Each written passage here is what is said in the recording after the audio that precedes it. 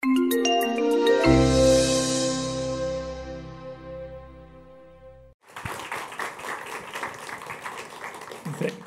you so much for coming.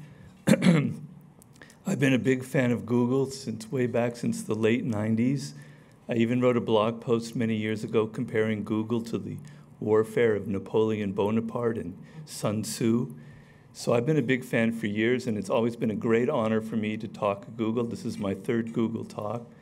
So thank you very much for this opportunity. I really appreciate it. Now, today I'm going to be taking all of you inside my latest book, The Laws of Human Nature, because I believe it has the potential to change your life, to actually change how you look at the world. But I want to begin by telling you a story that I relate in this book. And the story concerns a man named John Blunt, a prominent English businessman in the early 18th century. Now, Mr. Blunt was a leading director of an enterprise called the South Sea Company. And basically, at this time, the English government had massive debts, more than any other country in history, from financing all the wars they had been fighting. It's basically valued at around 31 million pounds, which was enormous. And the South Sea Company basically managed this debt in exchange for having a monopoly on all trade in South America. But John Blunt, he came from the lower classes, and he was an extremely ambitious man. His motto in life was think big. And so in 1719, he came up with an idea for a business idea that was worthy of this motto and that would earn him everlasting fame. The idea was that the South Sea Company would completely take over this $31 million. They would pay the government some money for that right. And what they would do is they would take this money and they would privatize it, and they would turn it into a commodity. And they would share shares of this debt to the public. 100 pounds equaling one share in the South Sea Company. And the idea was that if they turned a nice profit, they would be able to pay down the English enormous debts. They would be able to make a nice profit for themselves, and they would take some of that money and pay very nice dividends to people who invested in it. So it seemed like a win-win. How could this lose? And so they initiated this in about May of 1719, and it took off. People didn't really understand it, but they thought it was an amazing idea. It was their patriotic duty to invest in this. And quickly the share prices rose. Within a month to 200 pounds a share. Within 2 months to 300 pounds a share. The King of England, King George I, plopped down 100,000 pounds of his own money into the scheme. People were going crazy.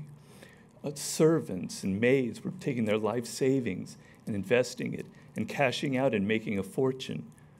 One day, this woman, who was an aristocrat, very wealthy, was in the theater, and she looked up and she saw her former maid occupying a seat, a balcony, a box in the theater that was much more lavish and expensive than her own.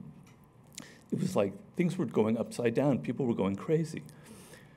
But about 6 months into the scheme, or 7 months into the scheme, Mr. Blunt started getting an uneasy feeling.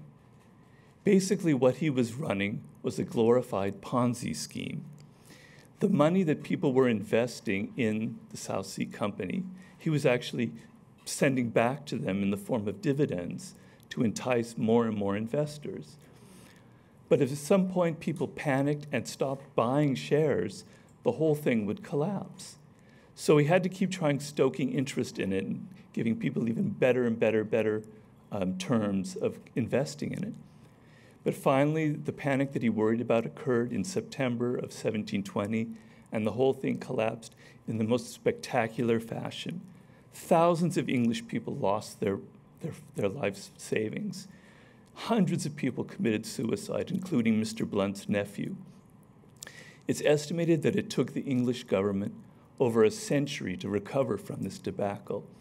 And this was the everlasting fame that, ironically, John Blunt earned as the initiator of the infamous South Sea bubble.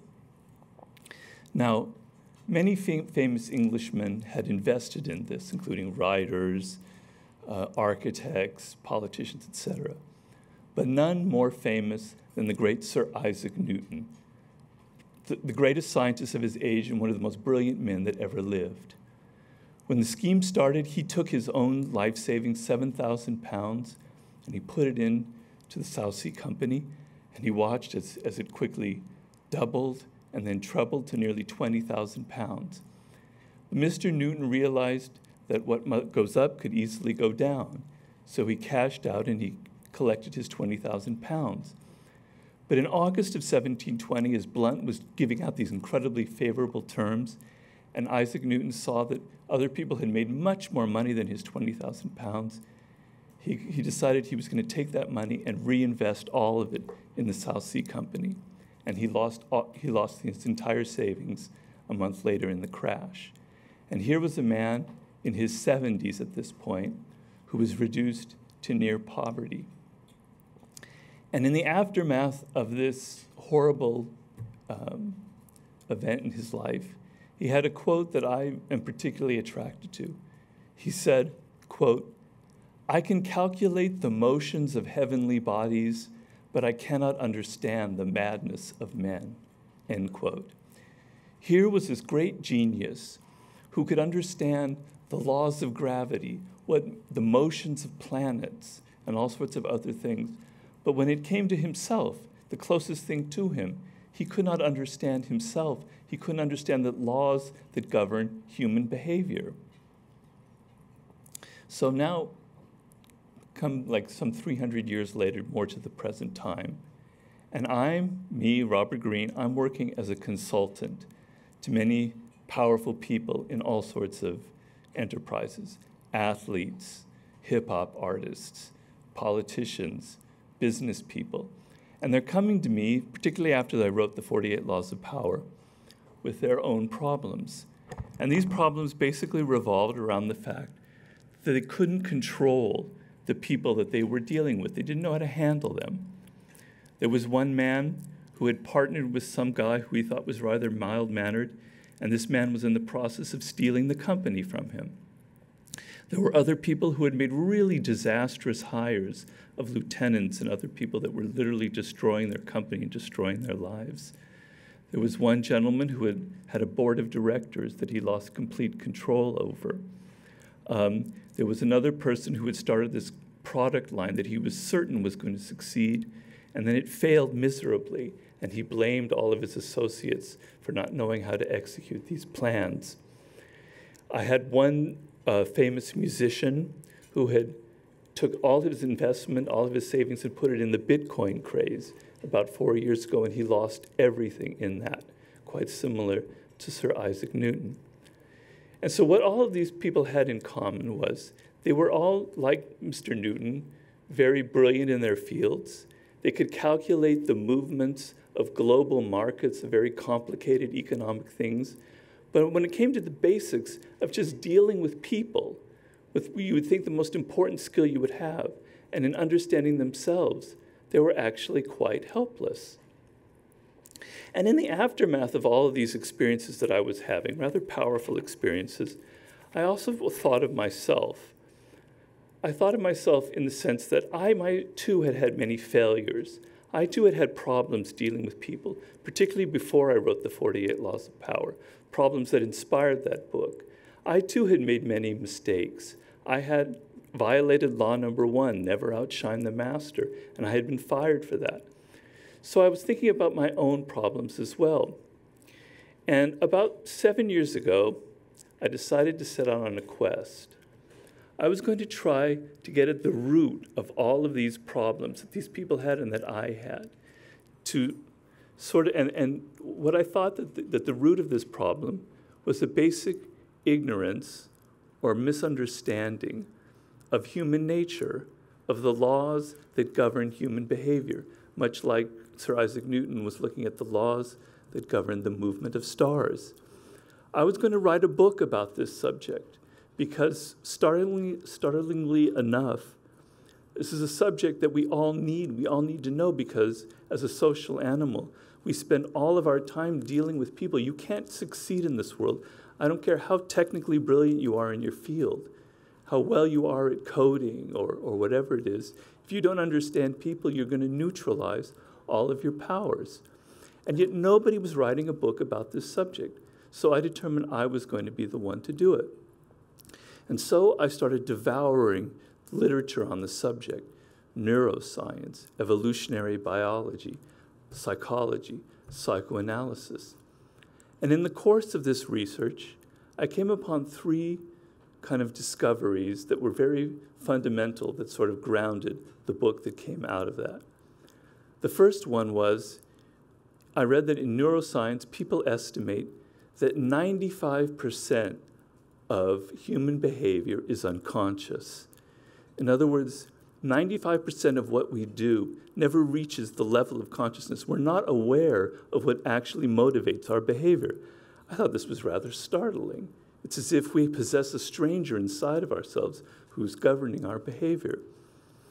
The second fact I uncovered was that there are many kind of forces that came from our evolution hundreds of thousands and millions of years ago that are wired into our brains and how we operate.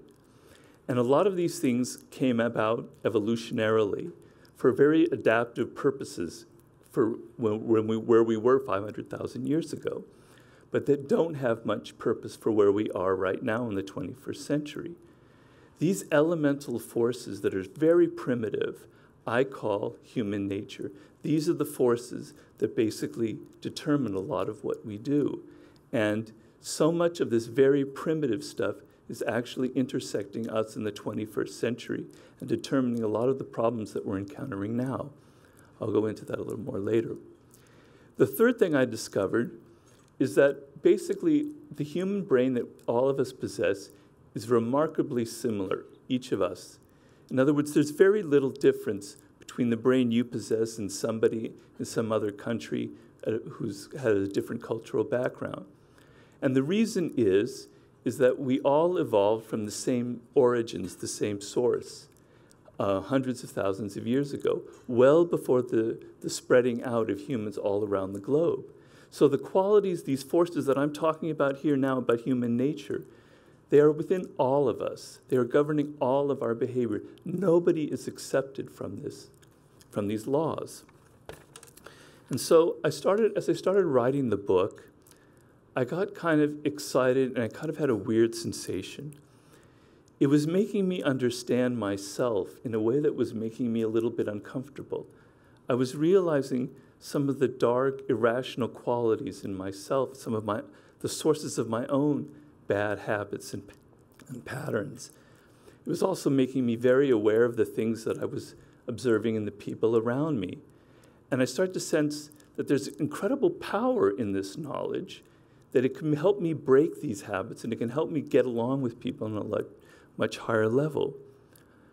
But also, more importantly, at the time that I was writing this book, a lot of strange things were going on. There was the Bitcoin craze.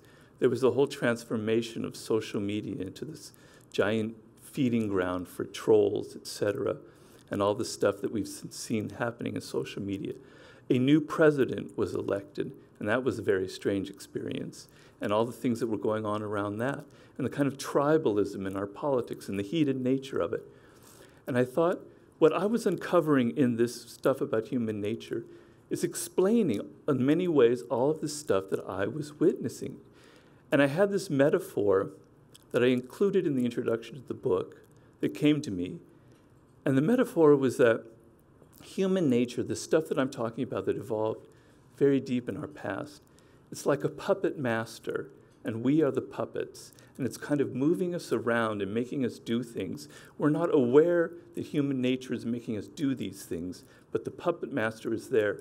And we die, a new generation comes, and this puppet master is going to move them around in the same way.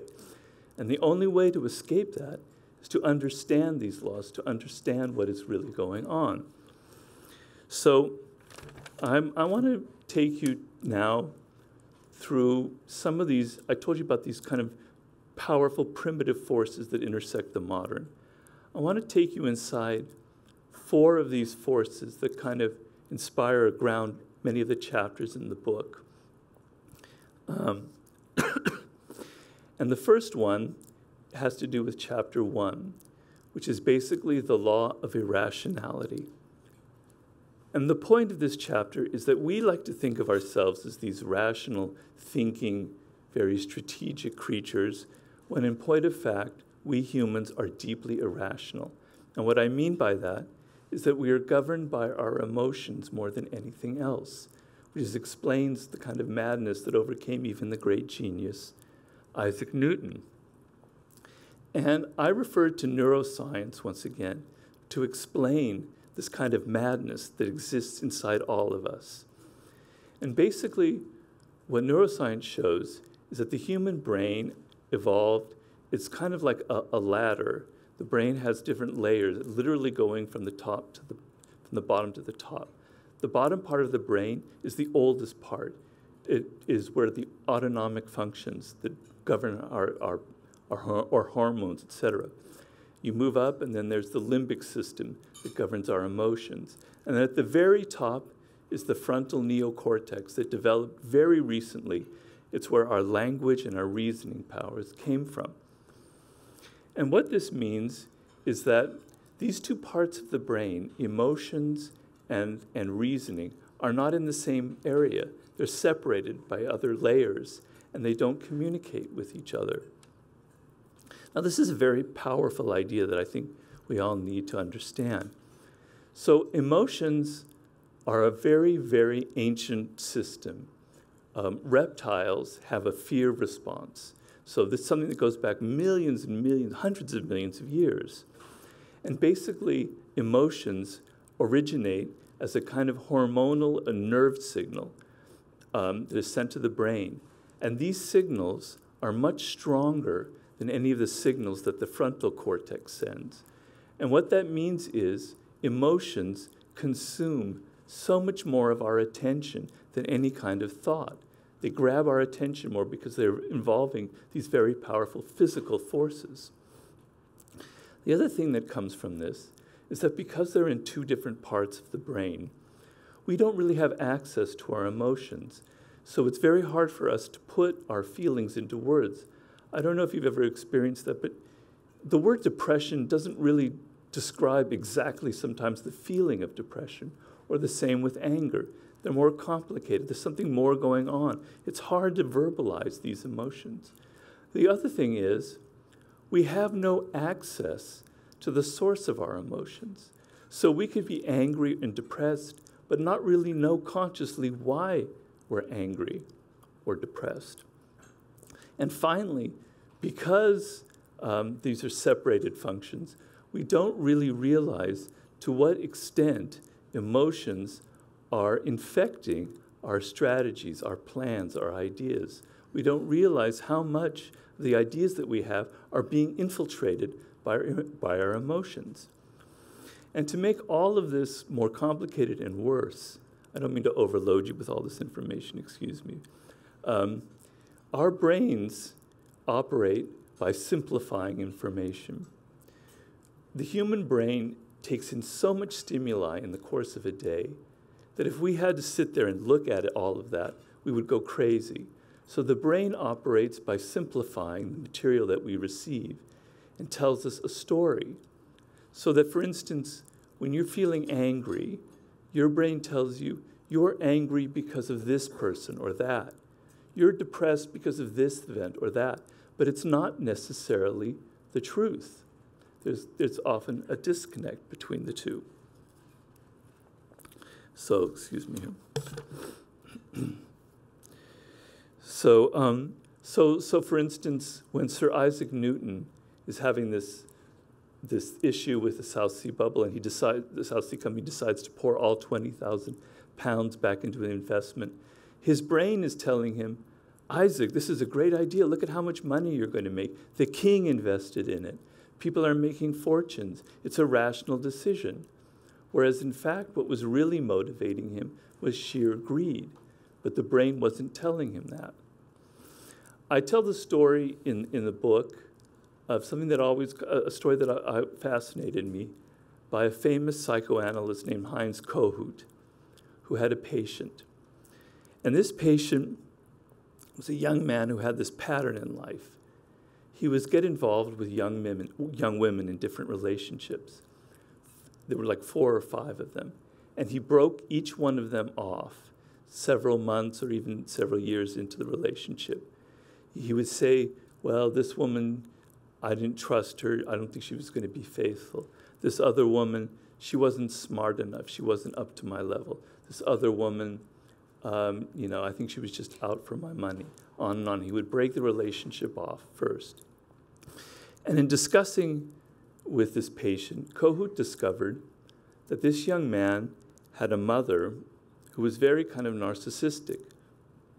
She never quite paid very much attention to him. And so this was a very painful experience for him that he didn't really remember. But basically, he experienced her narcissism as a form of abandonment, as if she had left him. And so his pattern in life was to always be the one abandoning other people, abandoning women, before they could abandon him, because he could not relive that experience again. But his brain wasn't telling him that. His brain was telling him this woman was not good, she wasn't smart, she wasn't worthy, etc. He had no access to the actual source of the patterns of behavior in his life. And I ask you to think of the possibility this could be happening to you.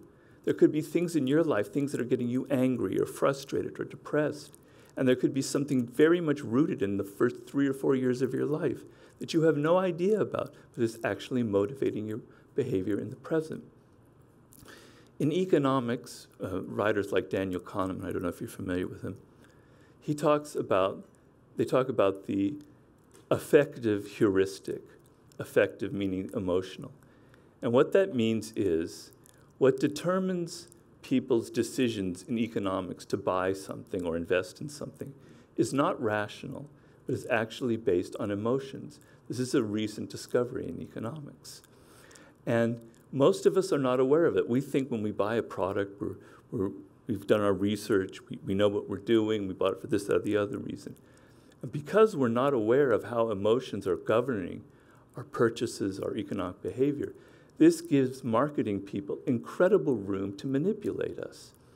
So they've done all the research on human nature, and they know that putting a little ping sound in your smartphone at a certain frequency has a very hypnotic effect. And so you're drawn to constantly check your smartphones. You think it's because of your own desire, but it's actually you're in some ways being hypnotized. They know that the color red will grab your attention in a way that no other color will. So they put things that they know how to manipulate your attention by using colors.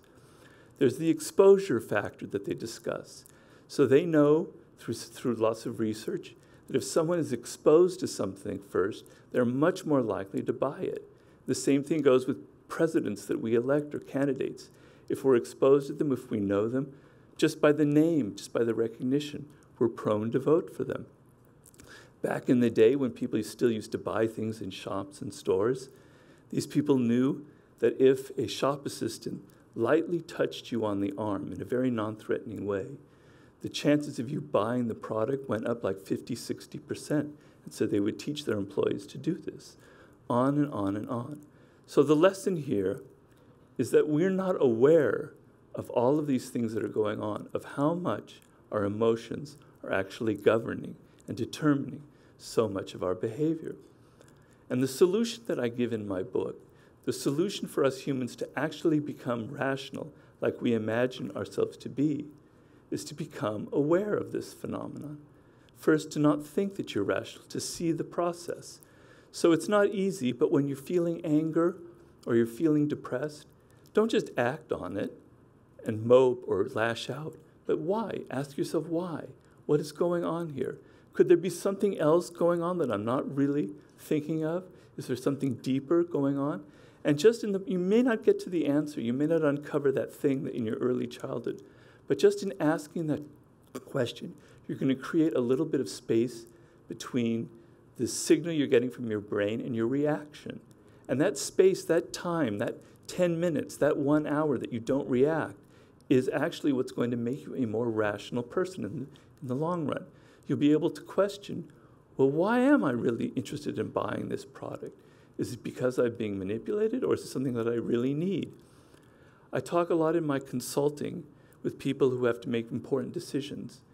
I can bet you that 95% of your decision, the strategy you're coming up with, is infected with emotions. I call it the rosy scenario.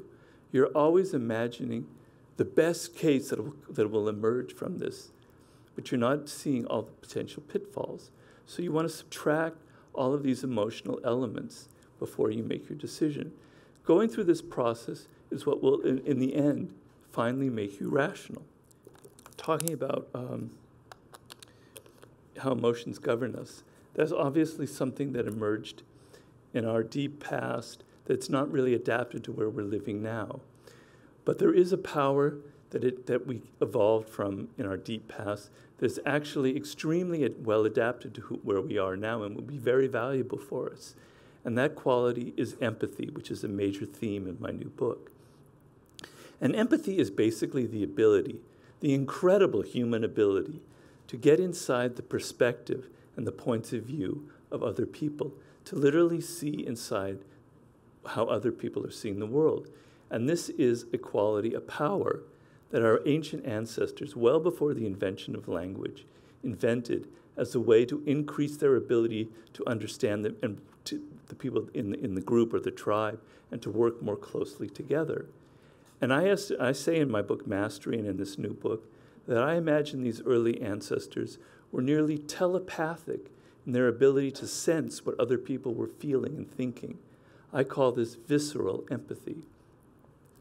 But we humans have another quality that kind of counters this and renders this power that we all possess, kind of neutralizes that.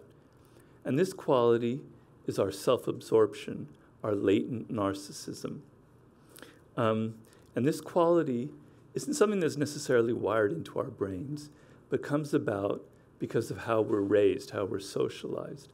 I'm trying to make the point that we are all somewhat narcissistic, that we're all on that spectrum. The origins of narcissism, quite simply, are that we humans spend an inordinate amount of time being raised by our parents, much longer than any other animal. So we form a much deeper attachment to our mother and to our father. But a point is inevitably reached in this process where that attention slackens and the parent distances themselves from us. And it's very emotionally disturbing. We feel like we're not getting any more love or attention from our parents. And the solution that most people create in this is to create a self-image that they can retreat to, that they can love and esteem. And so that in these moments when parents aren't giving us love and attention and recognition, we can withdraw into ourselves and feel that we are worthy, that we are okay, that we can love ourselves. And this self-love operates as a kind of thermostat. So when we're feeling depressed or not recognized, it kind of raises our moods up so we don't fall too deeply down into this depression. And what's part of this self-love is that we pour a lot of libidinal love energy, desire, into this self that we create. We become fascinated with our own tastes, our own desires of who we are. And then we go searching for other people who are similar to us. And people have noticed in studies that we tend to fall in love with people who either look like us or have very similar ideas or values to us, so that we're attracted and drawn to people who reflect who we are, which is another aspect of our narcissism. And we see that on social media, where people glom onto those who are creating kind of like a narcissistic tribe. Now, obviously, there are people who fall deeper into this, types that I call deep or toxic narcissists. And what happens with them is they never develop that inner thermostat. Because something was broken in their relationship with their parents, they were never able to develop enough self-love. And so the only way they can get that feeling, that sense of self-worth and recognition when they start getting lower, when things aren't going well, is to act out and get attention from other people, instead of from themselves. So they become dramatic, and they kind of know how to get attention when they're children, etc. And so that's their only way of solving this kind of emptiness inside of themselves. And such people, such deep narcissists, can actually go pretty far in life, because as children, they developed a lot of flair and charisma. And if they're talented, they can become leaders, they can become CEOs of businesses because of this kind of charisma that they have. But then they hit a wall, because they always need more and more and more attention. They're not really paying, they really don't know understand the people they're dealing with, because they're using them as objects for their own benefit. And they can't learn from their mistakes, because for a deep narcissist to admit that they made a mistake is too painful. So even though they can become the CEO of an enormous tech company, and I'm not going to name names here, they're inevitably going to hit a wall because of this. So the point I'm trying to make is that we are all on that spectrum. We all have that potential. And in moments when we feel depressed, or circumstances aren't going our way, we notice that we can become more and more self-absorbed, and that we have this potential to fall even deeper into ourselves. So I want us to get over this notion that the narcissist is always the other person and not me. We are all on the spectrum. The solution here is simple. First, we have to admit this, that we are narcissists. The person that says, oh my God, I'm not a narcissist. No, not me. That's exactly a sign of narcissism right there.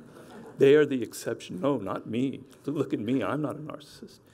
The second thing you have to realize is that you're basically a functional narcissist. And that energy that goes into yourself can literally be turned outward and can be transformed into empathy, which is one of the chapters in my book. And what I mean by that is we turned all of that libidinal desire into ourselves. We became fascinated with ourselves, our thoughts, our ideas.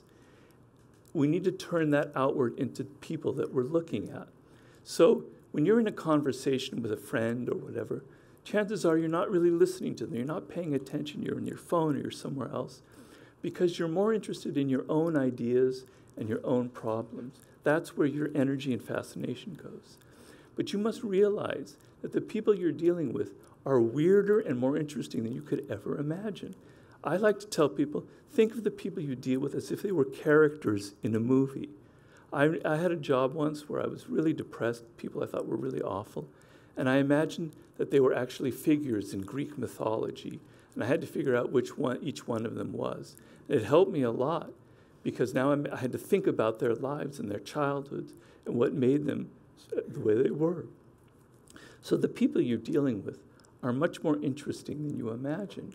And so if you can turn that energy around and you can start placing yourself in their shoes, it will go a long way to taking that self-absorption and turning it outward.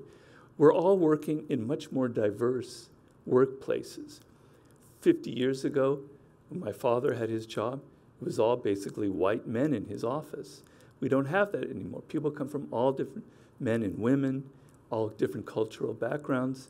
And in this diverse workplace, it's actually fascinating to try and get into the backgrounds and the mindsets of this diverse world and get outside yourself and get inside what other people are experiencing and try to figure out their culture that they came from. It's like therapy. So this is an incredible power empathy that lies latent in all of you, but that must be cultivated and developed. And I give you many lessons in the book on how to do that. Now, another law of human nature is that we humans have what I call a self-opinion, an opinion about ourselves. And people who've done studies have shown that that opinion is generally more elevated than the reality. So we tend to think of ourselves as intelligent, at least in our field we're intelligent. We like to think of ourselves as autonomous. We just make our own decisions, like people don't tell us what to do. I'm an independent person. And we tell ourselves that we're basically good, moral people, that we're nice and polite, that we're team players, that we get along with other people. But an equal law of human nature is that this sunny, kind of positive portrait is actually covering up and masking a dark side, what the psychologist Carl Jung called the shadow, and that every human being has a dark side, has a shadow. And this shadow is not something that's wired into our brains. It comes about how we are raised as children. Basically, as children, we come into this world as a kind of complete natural being. We have all kinds of emotions and feelings. We are mischievous. We can love our parents one moment and then hate them the next. We can be that sweet little angel one moment, and the next moment we're burning with desires for revenge, and we steal something from our brother or sister. We were a complete being. We had a full range of emotions. But slowly over time, we have to sort of soften all of that. Our parents are all stressed out, and they're trying to get us to not act out so much. They want us to be more angelic, and teachers have this pressure as well. So slowly, we feel this pressure to kind of tamp down and disguise these sort of natural emotions that are inside all of us.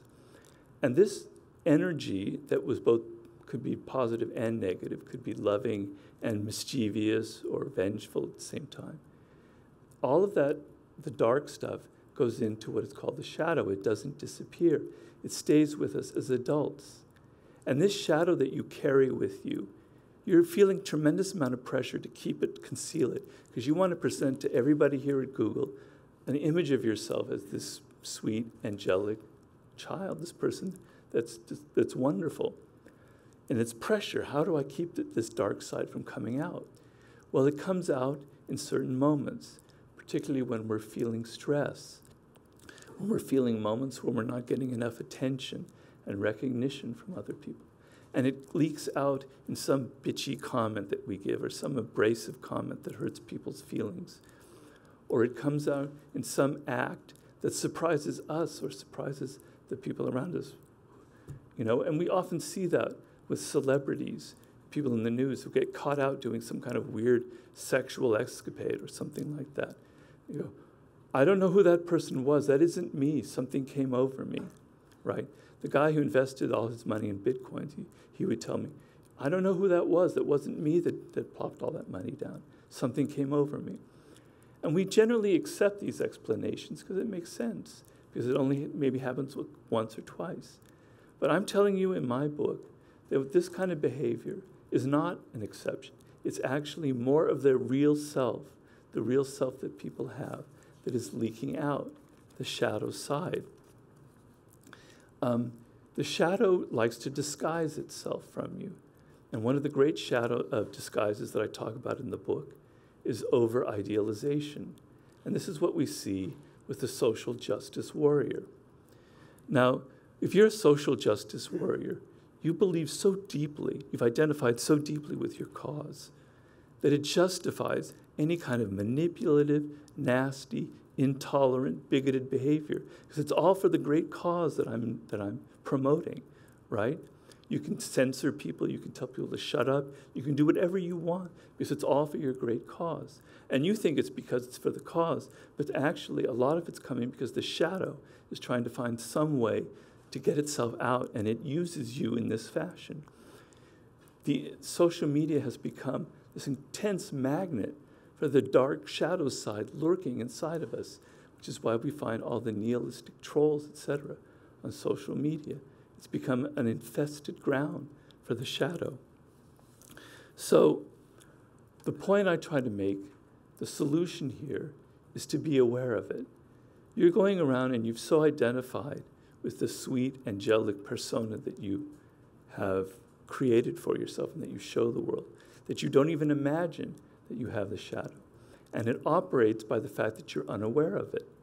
The fact that Isaac Newton wasn't aware that he had a greedy little person inside of him that was dying to get out made it so that he could lose all of his money in this investment. So you want to see the shadow inside yourself, recognize that child within you that was tamped down, see the patterns of behavior in which it leaks out. And then in my book, I describe many ways for how you can incorporate your shadow in a productive way. You can take your ambition and aggressive energy and channel it into some great cause. You can be a social warrior There's a social justice where there's nothing wrong with it, but you don't have to be nasty and intolerant and bigoted. You could be about getting results, about actually promoting your cause instead of hurting and putting down other people, on and on. But the key is you have to first see the shadow within you. Wow, I'm going a lot slower than I thought. Maybe I'll skip over some of the things I have here.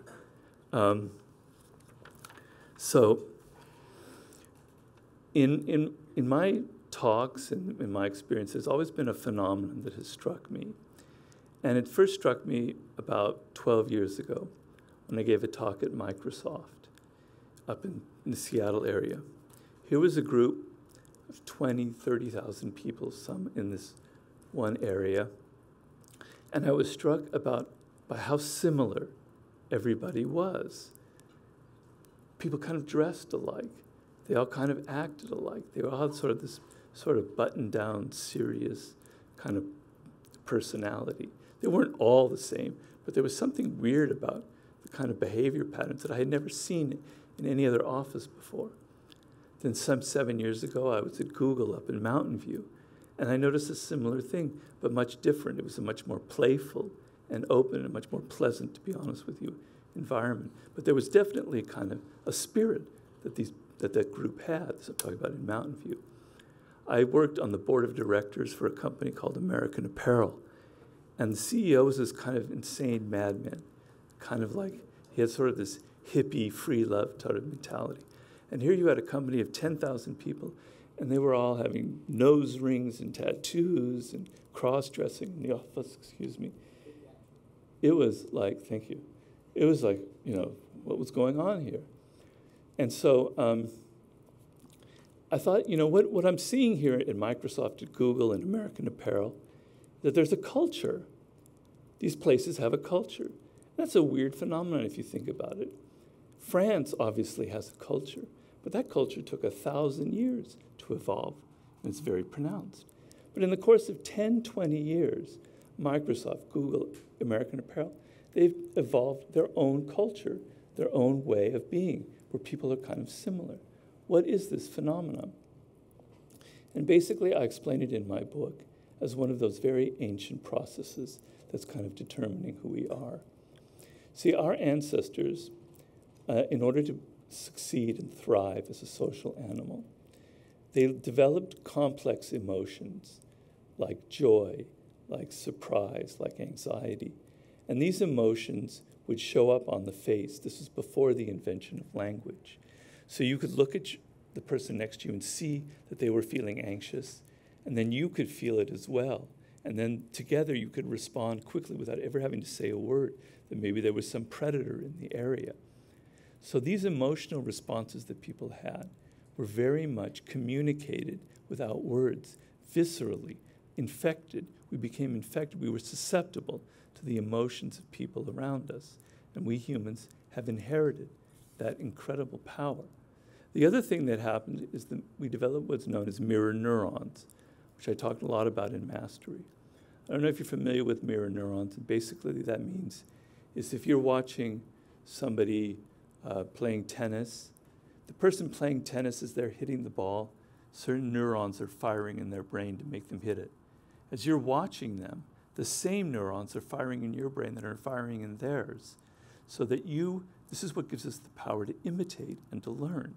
So you'll notice sometimes you'll be watching a basketball game, and you'll almost like be shooting a free throw along with the player because you're trying to will that ball into the net. Those are your mirror neurons that are operating. So we have this built-in power to take on the emotions and feelings and moods of the people around us. And if you put enough people together for enough time, through sheer osmosis, you will create some kind of culture, and people will start acting and behaving in a similar way. These cultures can be tight, like in Microsoft, or looser, as I imagine here at Google. They could be more kind of traditional, or they can be more kind of populist. They can be sort of top-down or more egalitarian, on and on and on.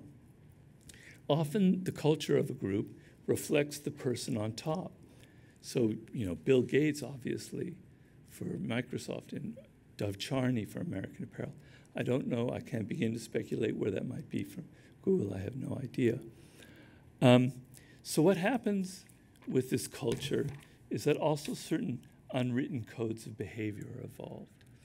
And these sort of determine what is acceptable or not acceptable within this culture. And if you don't pay attention to these codes here at Google or wherever office you're working, you are likely to be fired or ostracized and never really understand why. So you need to pay attention to this. So the idea that I'm trying to promote in this chapter is you like to think of yourself as this independent person where your thoughts and beliefs are your own. But in fact, so many of the things that you think, so many of your values and ideas come from the group. We are more conformist than we imagine, and I include myself in that. If we belong to a certain political tribe, we tend to absorb all of the ideas, the same ideas, as other people that have the same political beliefs.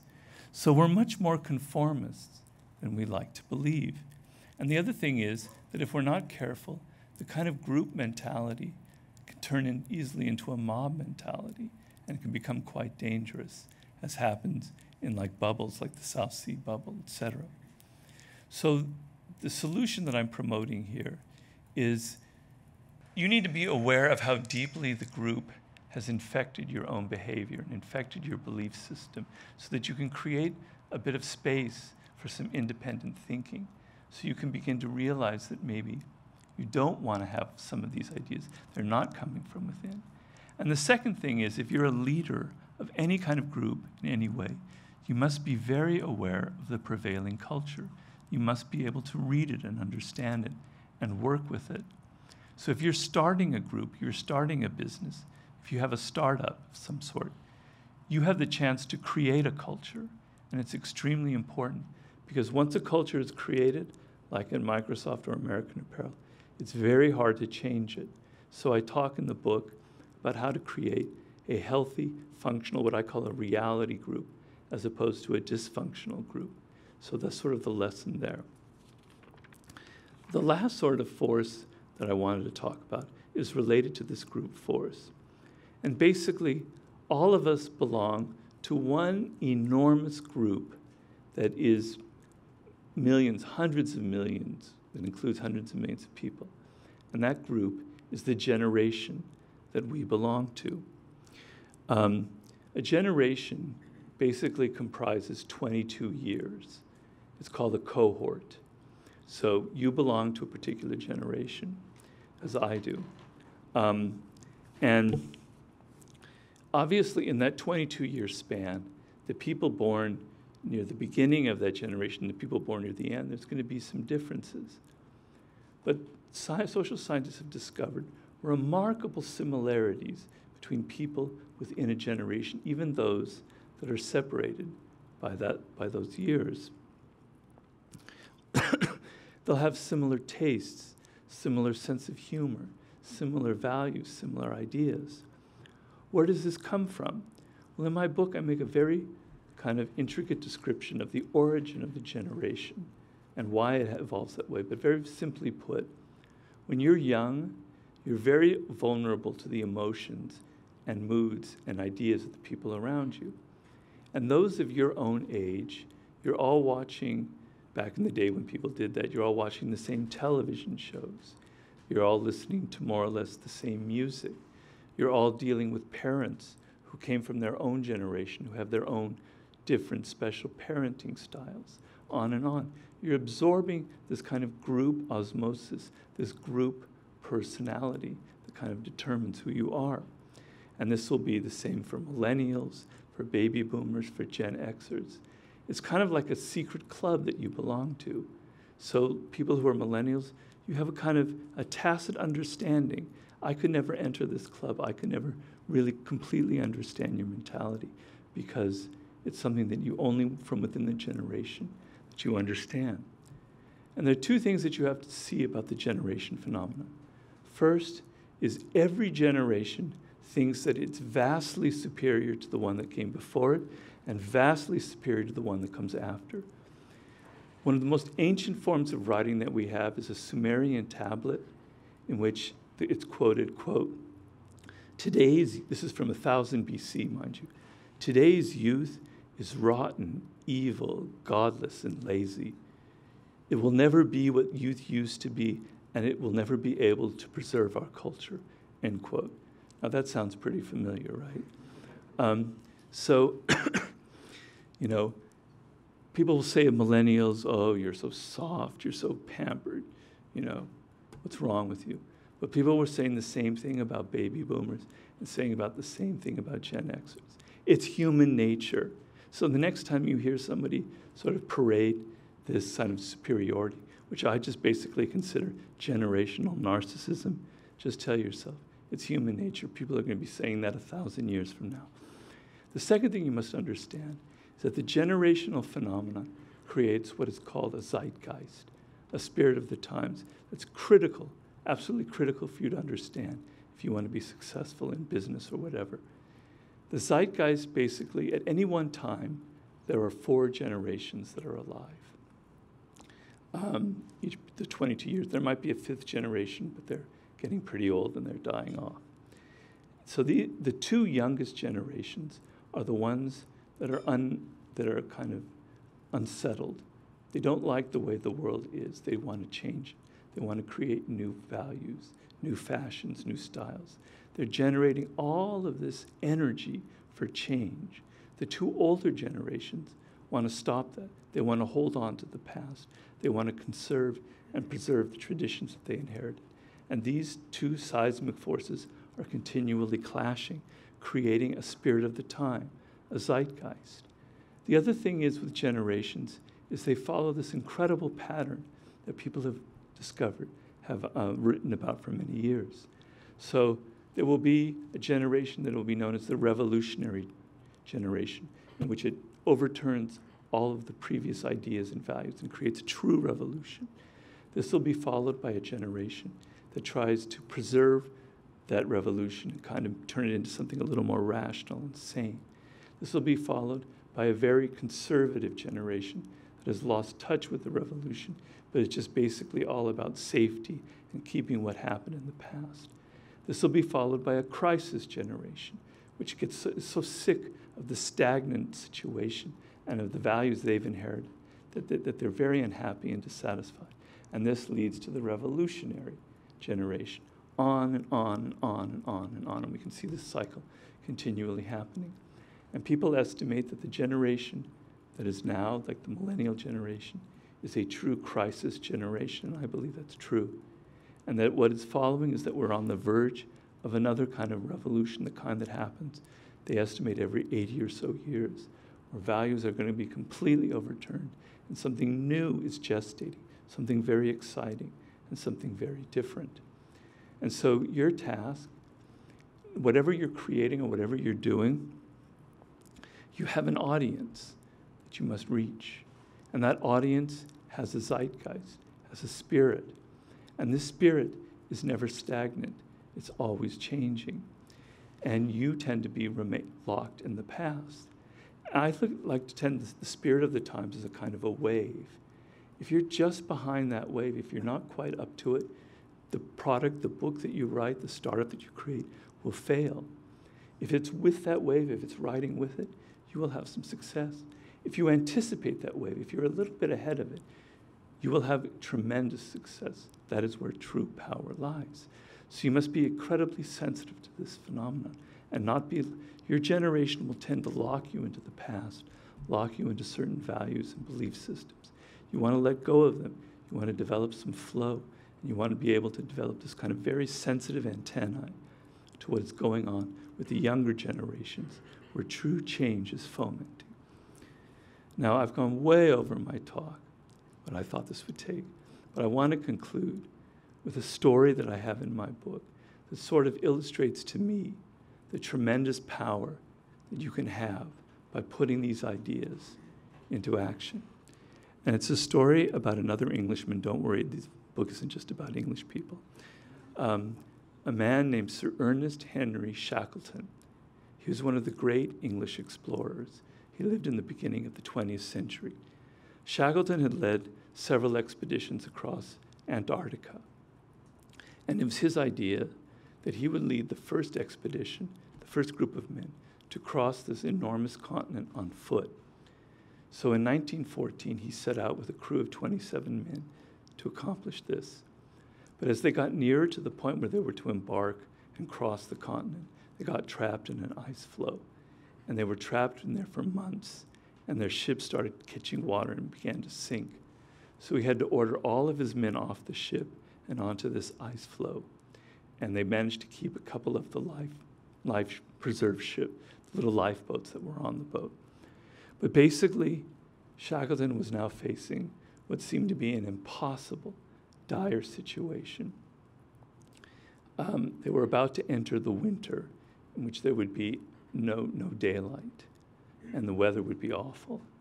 The radio was too weak to send distress signal to be picked up, so they were trapped on their own. Supplies from the ship were going to quickly run out, and so they would have nothing to eat. They would have to live off the land. And so to be able to survive against all those odds seemed nearly impossible. But Shackleton had been on many expeditions. He was this brilliant man who was not just brilliant at adventuring, but he had a deep understanding of people and himself. So the first thing he realized is, in order to get out of this horrible situation, he would have to be making a series of decisions. The most important would be when to abandon the ice floe and try and go somewhere else. And if he listened to his emotions, if he panicked or he got doubtful, he wouldn't time this right. He would leave too early or too late. He had to calm himself down. He had to make sure that his decisions weren't being influenced by the men he was leading and what they were feeling. He had to step back and assess rationally what was the best time to leave, what was the best decision for that moment. The second thing was he had to deal with a very diverse group of men that came from all different backgrounds, social, economic backgrounds. And he was an incredibly empathetic person. He made a point of getting inside the spirit of each one of his men. He talked their language. To the photographer on the ship, he talked like a photographer. He got inside his more artistic point of view. To the carpenter who was from a lower class, he suddenly talked more of his language. He got into the spirit of each of these men so that he could figure out their moods and anticipate when they might start getting kind of negative and infect the group with doubts. And he was very sensitive to each person. He understood that the group had a dark side, that this could ruin any chances of success, that the great enemy wasn't the weather or anything, but it was from within, the human spirit. So he organized all of these things that could channel this dark energy. He organized big soccer games on the ice so they could get out their competitive spirit. He organized all these kind of festivals where they could get drunk and rowdy and raunchy. He didn't stop it. Basically, he tried constantly to elevate the group spirit so that they would not start doubting themselves. On and on and on. And through this process, he figured out the moment when they left the ice floe. They got on their little life preservers, their lifeboats, and they traveled some 300 miles to an island, the Elephant Island, where they now were on solid ground, but on a tiny beach where they wouldn't survive. And then he took one of these little boats, with them was 6 men, who he had carefully chosen. He crossed the most treacherous waters on the planet, 800 miles, with waves 30, 40 feet high, to South Georgia Island, where he was able to get a rescue ship, and all 27 men survived.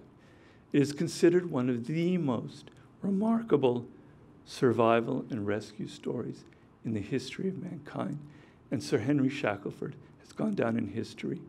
Any books on leadership are always quoting the story of Shackleton and what he accomplished on that journey. Sorry, I'm losing my voice. Now, and basically he did this through his knowledge of himself, through his incredible empathetic connection to his men, and through his deep grasp of human nature. Now, I don't think here at Google you're ever going to be facing circumstances as dire as what Shackleton faced. I'm not sure, but I don't think so. But as a social animal, we're always facing environments that are full of dangers, disappointments, toxic people, etc.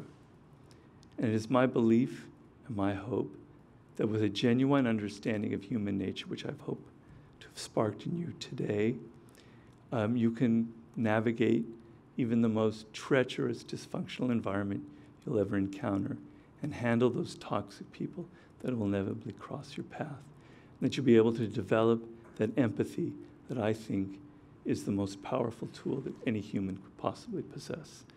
Thank you so much for this. I'm sorry about how long it went. I thought it was a much shorter talk than it was. But anyway, thank you.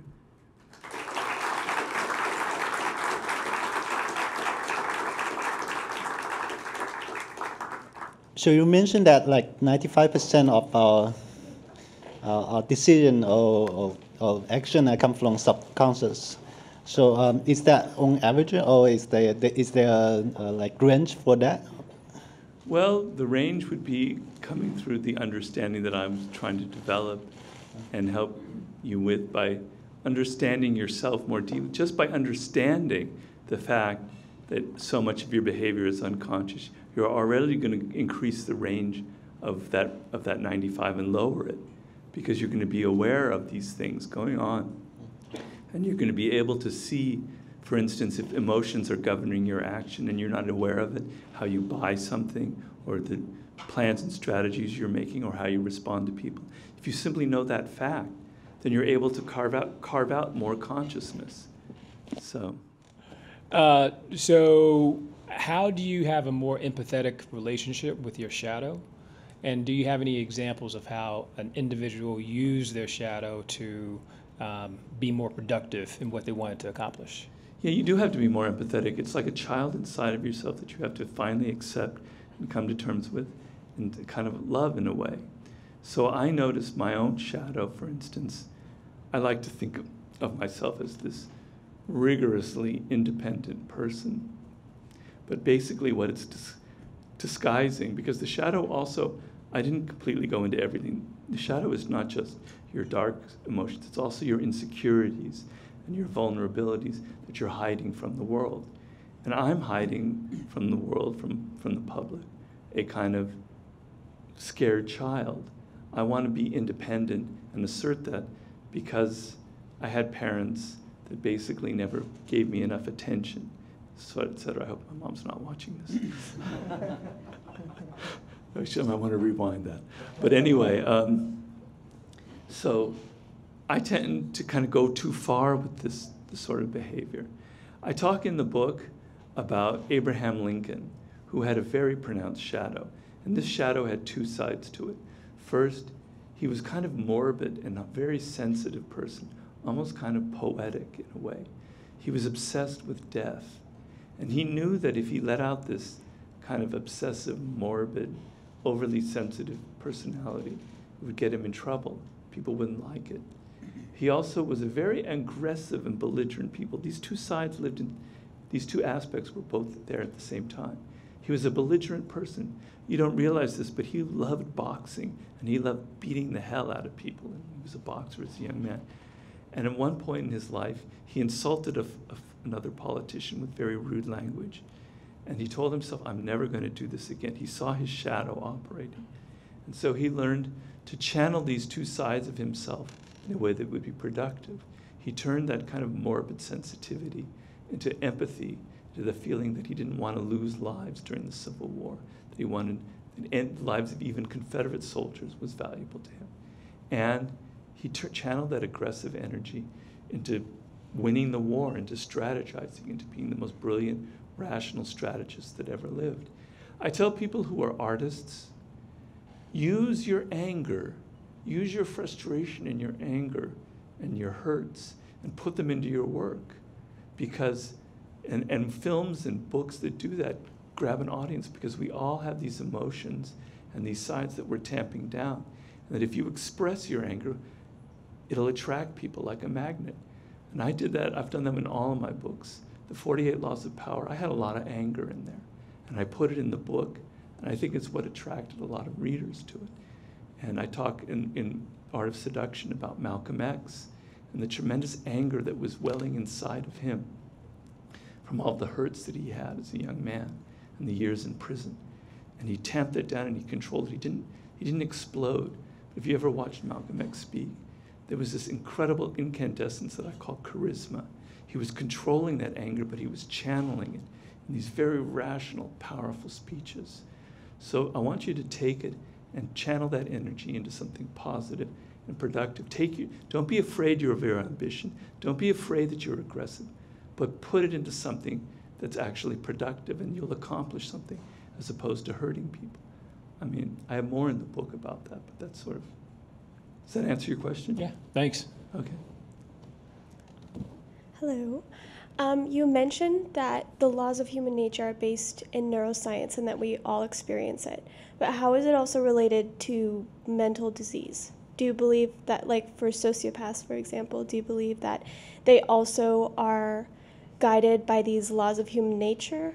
Or do you believe that they are an edge case to this? That they're what? That they're an edge case.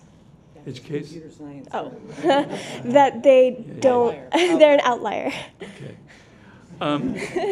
Well, by the logic I've determined, nobody is exempt from it. Okay? So they are more like an edge case. So I talked about narcissism. We all have narcissism, narcissistic tendencies. But there are people who fall deeply into toxic narcissism, deep narcissism.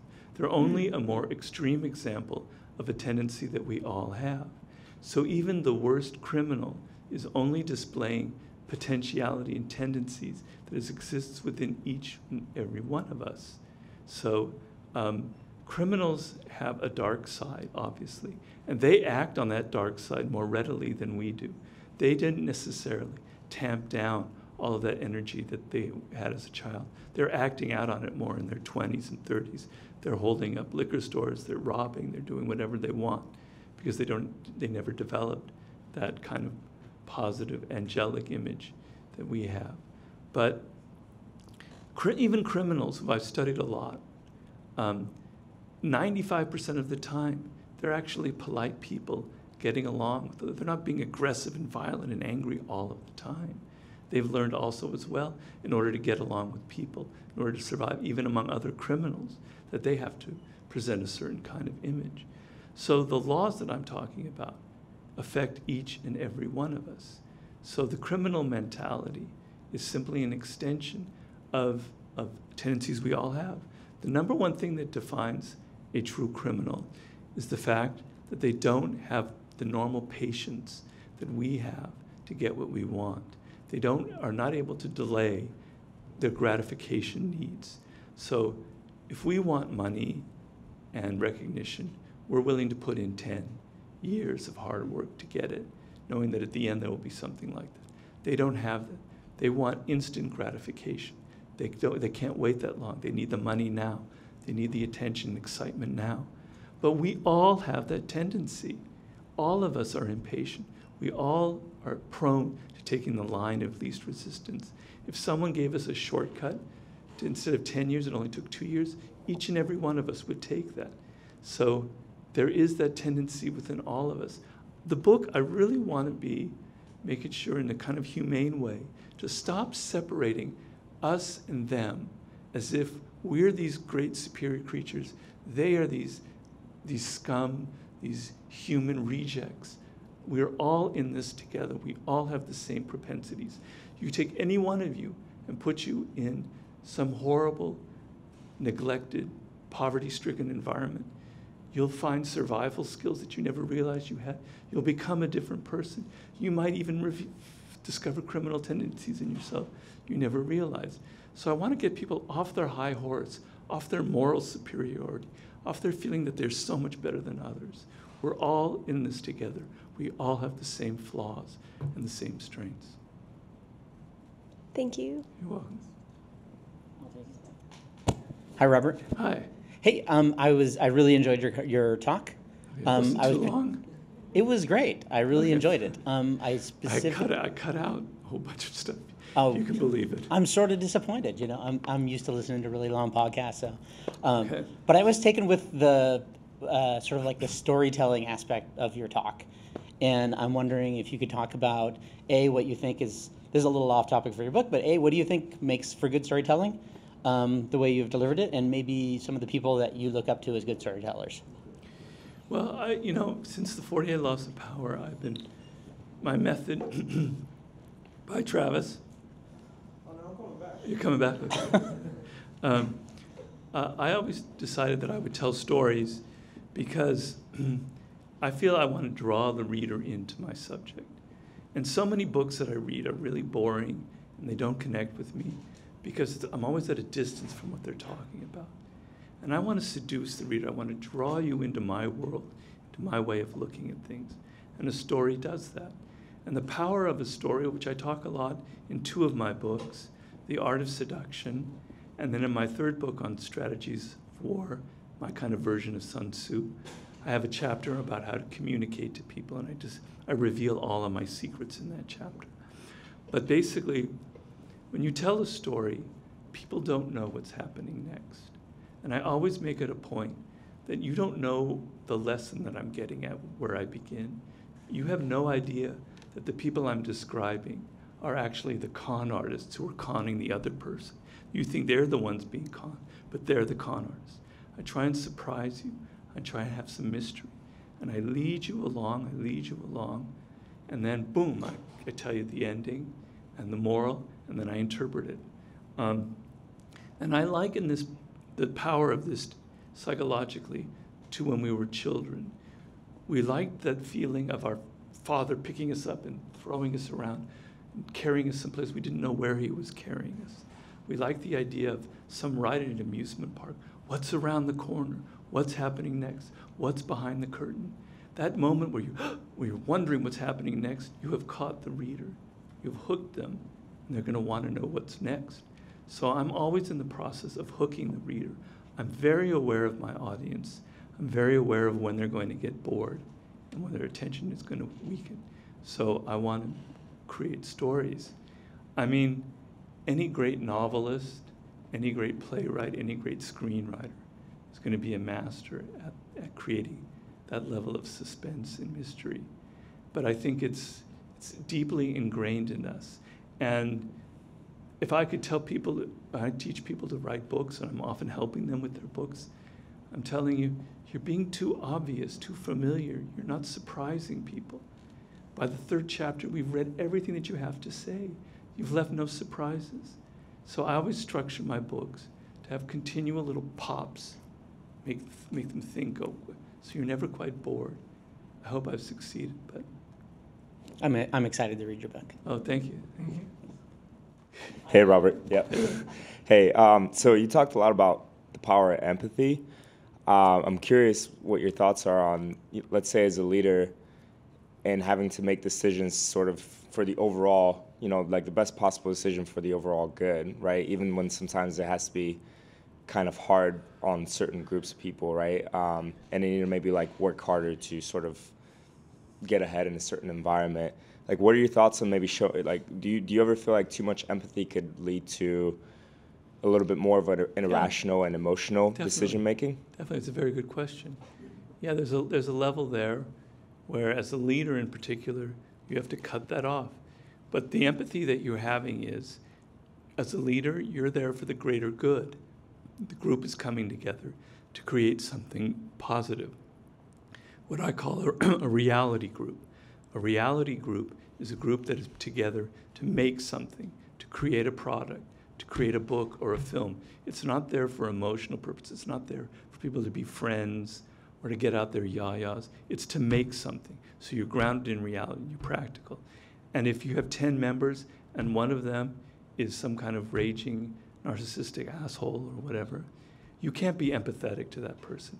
You have to find a way to isolate them. So your empathy is geared towards the greater good of the group. I have a chapter on this. I have a chapter on authority. And I talk about the icon of that is Queen Elizabeth I that I discuss, who was an immensely empathetic person, but was in a terrible position as the female ruler at a time that women weren't supposed to rule. And so she created a style of authority that I think is incredibly powerful. And from her story, I kind of deduce certain laws. And so, for instance, if you need the group to work harder, and they're slacking off, etc. You need to lead from the front. You need to set the example. You can't be sitting there back in your office yelling at people saying, what are you going home? Right now it's 4 o'clock. No, you got to stay longer. You can't be berating people and pushing them like a donkey up a hill. If you set the example, if you set the tone and the spirit, people will follow you. And that's the mistake. 95% of these, I keep using that number 95%, sorry. So many mistakes that people make, leader-wise, is they think that it comes from other people, that their employees are to blame. They're lazy. They don't know what they're doing. It comes from you. You're not setting the tone. You have the power to set the right tone. You're in the office working till 9, 10 o'clock, and everybody sees that. They're going to follow your lead.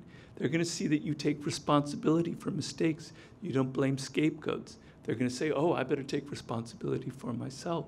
You're not favoring this person over that person. You're treating everybody more or less equally. Oh, okay, I'm motivated to work harder and earn his or her trust.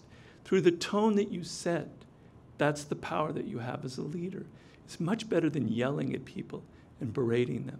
So I agree, empathy can go too far in that case, and you have to set limits and boundaries. But more than anything, you have to set the proper tone for the group. So I have a question about leadership. You mentioned that actually about culture, people in certain environment become very similar to each other, and we have a tendency to be like other people around us. Culture. I was wondering, yes, if you don't like something about the culture and you are not in the leadership position to set an example, how do you go about changing the culture? It's extremely difficult, particularly if you're in a large company, because the culture is stronger than any individual, right? So if you're in a dysfunctional environment, and believe me, I've consulted with companies that I would call dysfunctional, you as an individual have very limited choices. And I've talked to people like that, and I say, in this situations, you have to be a little bit selfish. You have to see the skills that you can get. You have to learn from this. You have to learn the negative examples, and you have to get out as quickly as you can, because these kind of environments will drag you down. I say people can go crazy, can literally develop a mental illness by working in a dysfunctional group. It can infect you that you'll never get over the rest of your life, as opposed to working for a reality group or a positive place can actually improve your mental health. So first of all, don't be hubristic, don't be grandiose and think that you, one person, mid-level employee, is going to suddenly be, a shining knight in armor and going to change this culture. You can't. It's stronger than you are. And I talk in the book about the United States Pentagon, this very powerful, rooted military culture. And all these people came in thinking that they were going to be the ones that were going to alter the culture. John F. Kennedy was one. Lyndon Johnson was one. They didn't want to get deeper involved in the Vietnam War. They were going to change the culture, and the culture ended up changing them, and ended up making them go further and further into the war. The culture will change you the longer you're in it. You won't change it. So have some humility, think about yourself, and as soon as you can, get out of it. I mean, if you can give me more specifics, I can go more deeply into it, but that's generally the advice I get. It may not be necessarily a dysfunctional culture. Okay. There may be aspects, like you went to Microsoft, everybody was a certain way. Yeah. What if you have some different idea of what culture should be? Not necessarily, I'm not talking about dysfunction. Okay, I'm sorry, I misunderstood. Well, in a culture like Microsoft, and I'm generalizing a bit, but there wasn't much room for expressing something weird or individual, for showing your own flair. But you always could if you learned to first abide by the conventions of the culture that you're in. So when you enter a new environment, a new group, let's say you enter Google for the first time, and there's a pronounced culture, you must be very attuned to it. You must understand the spirit. You must understand the mood that prevails and certain codes of behavior, what is acceptable and what is not acceptable. Even though you may not like it, you have to learn those codes. And from within those codes, perhaps you have room to express a little bit more of your individuality. And it's a game, because sometimes bending those rules a little bit and being more of yourself will actually be very powerful. If you're simply the company man or woman, maybe you won't get very far because you're too much of a conformist. So sometimes operating within the conventions and the codes of behavior, you have room to bend them a little bit and show some of your own flair.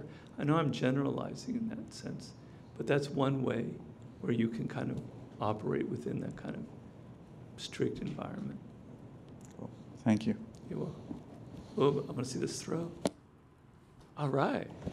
Hey, thanks for your talk. I really enjoyed it. So my question was, I'm a little curious about what you were discussing about the power of empathic ability and how I see it, like empathic ability. Yeah. How I see it that someone with a greater empathic ability would, in an interaction, have essentially like a greater level of power, maybe to the point of like a manipulative capacity. And how is it possible to recognize this type of power dynamic, and like what's the best way to address that? Very good question. So it's a known thing in psychology that a lot of psychopaths or sociopaths, whichever term you prefer, can be very attuned to other people. They have actually empathy, and that's what makes them such great manipulators. They're able to get inside the moods and ideas of people, and they know who you are, and that gives them the room to manipulate you. So it's a very good point. And I discuss this in the book, that there are different kinds of empathy. There's what I call analytic empathy, in which you are looking at the other person in a very analytic way. What's their weakness? What's their strength? Who are they? And I talk about visceral empathy. Visceral empathy comes from here, from the gut. It's a feeling. And I talk about we have this power. I can't read your thoughts, but through great knowledge of nonverbal behavior, which is part of my talk I didn't get to, I can feel what your mood is, what your emotions are, what your spirit is. And that creates a kind of visceral connection, a communication that predates words that we humans possess. And that kind of visceral empathy is more human, it's more elemental, it's more on the level of two fellow people communicating to each other.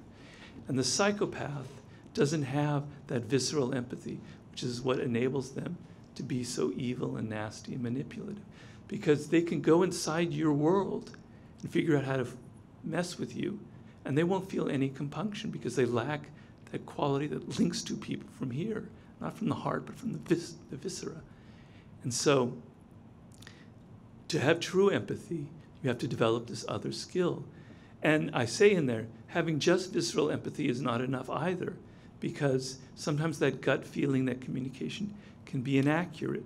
You can misread people. So you want to have that analytic ability. You want to have the ability to go, well, what was your childhood like? What was your mother like? Who are you? And analyze it. But you want it with this as well, because one without the other will make you a kind of inhuman beast. So that's the difference between the two. All right. Thank you so much, everyone, for coming. Thank you, Robert, for giving this awesome talk.